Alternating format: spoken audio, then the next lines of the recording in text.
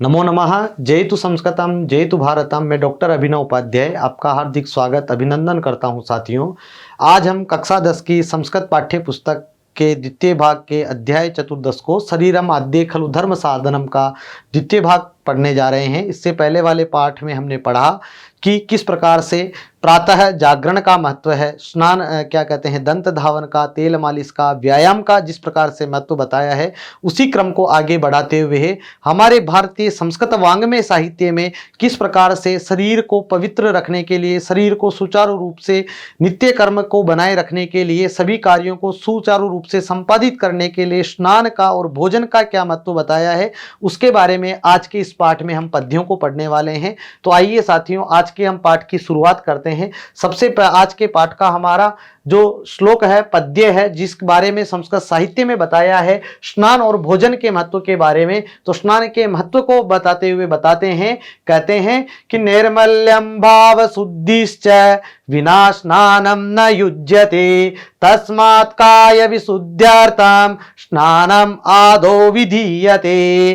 कि नैर्मल्यम निर्मलता, भाव शुद्धिश्च कि भाव शुद्धि यानी विचारों की शुद्धता, बिना स्नानम न युज्यते नहीं होती है, तस्मात् काय विशुद्ध्यर्थम, तस्मात् यानी इसलिए, इस कारण से, काय यानी शरीर, विशुद्ध्यर्थम शुद्धि करने के लिए, स्नान आदौ यानी पहले, विधीयते होना चाहिए।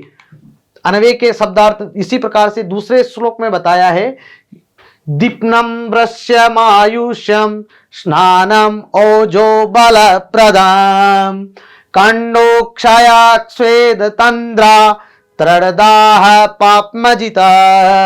कि स्वेद पसीना, दीप्नम दीप्त करने वाला, दाह जलन को, आयुष्यम आयु को बढ़ाने वाला, कि स्नानम बिना नैर्मल्यम भाव शुद्धि च न युज्यते तस्मात् काय विशुद्ध्यर्थम आदौ स्नानम विधीयते।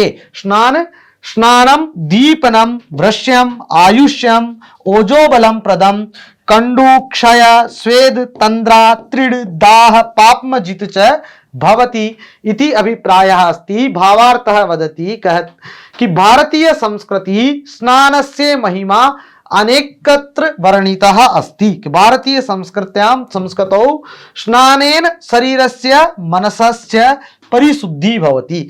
स्नानम आयुः ओजः बलं वर्धयति यतो हि इदं जठराग्ने दीपकं करोति कंडूक्षय स्वेद तंद्रादि दोषाणां च विनाशकृता अस्ति इति भावार्थः अस्ति। यत् कि स्नान के बिना किए बिना न तो निर्मलता आती है और न ही वैचारिक शुद्धता रहती है। अतः मनुष्य को क्या करना चाहिए कि काम को ठीक तरह से संपादित करने के लिए उसका मन उस कार्य में लगा रहे, उसके लिए सर्वप्रथम उसे स्नान का विधान बताया गया है। स्नान के लाभों की चर्चा करते हुए आगे कहते हैं कि स्नान करने से दीप्नम भूख बढ़ती है, बल बढ़ता है, शरीर की कांति में वृद्धि होती है, साथ ही साथ अनेक रोग भी दूर रहते हैं, जैसे कि खारिश के जो रोग हैं, क्षय, पसीना आना, इसके अतिरिक्त आलस्य, प्यास, जलन,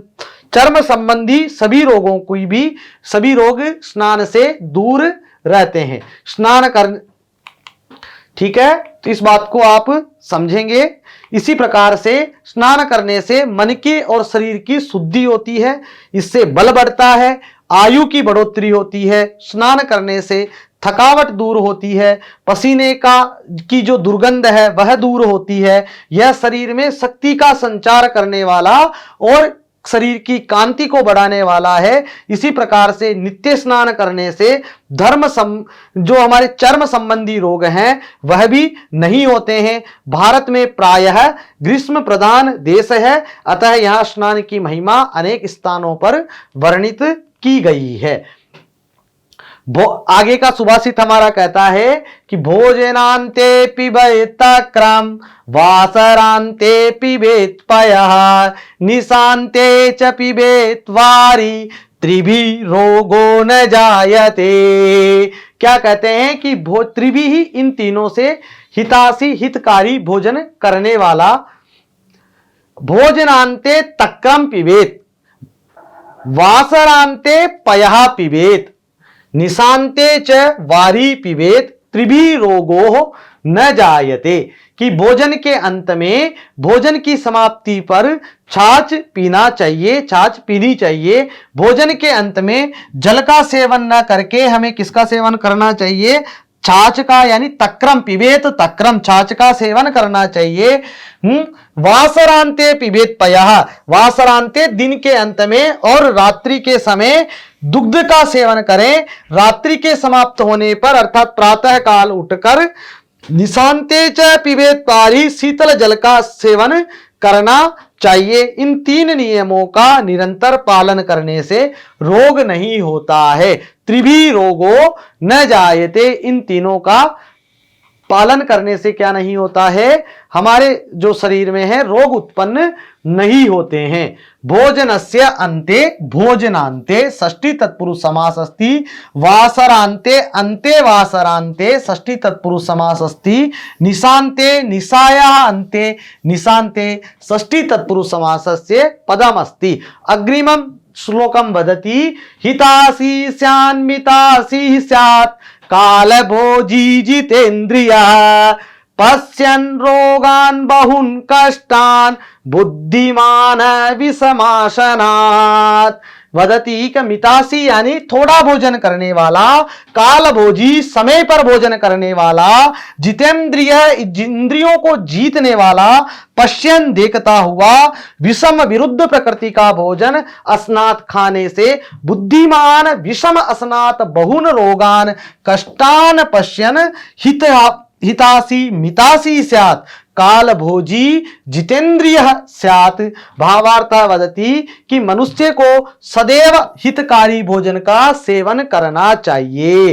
हितासी स्यान् मितासी, इसी प्रकार सदैव परिमित थोड़ा भोजन करना चाहिए। भूख से अधिक भोजन करने से हानि होती है। इंद्रियों को जीतकर निर्धारित समय पर भोजन करना ही श्रेयस्कर बताया गया है। संसार में जो बुद्धिमान व्यक्ति अपने चारों ओर लोगों को कष्ट उठाते हुए देखता है, अनेक रोगों से युक्त देखकर विषम भोजन वह अपने आप के लिए हित अहित कर खान पान से हमेशा बचे।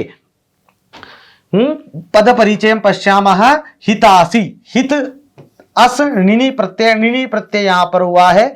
मितासी उसी प्रकार मित अस णिनि प्रत्यय यहां पर हुआ है। काल भोजी, काल भुज णिनि प्रत्यय का पद है। जितानि इंद्रियाणि येन सह जितेंद्रियः इति पदम अस्ति, जिसने अपनी इंद्रियों को जीत लिया है।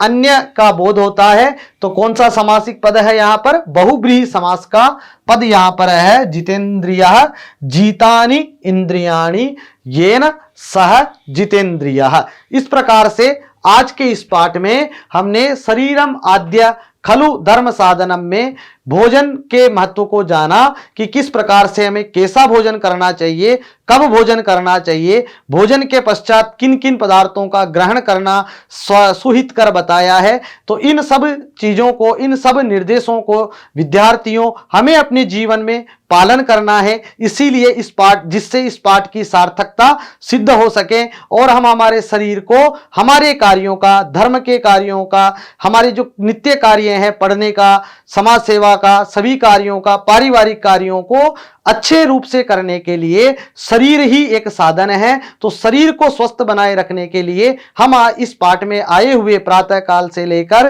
दंत धावन सभी विषयों का, भोजन स्नान इत्यादि विषयों का सुचारू पालन करेंगे। फिर मिलेंगे अगले पाठ में। तब तक के लिए नमस्कार। वंदे मातरम। जय तु संस्कृतम, जय तु भारतम।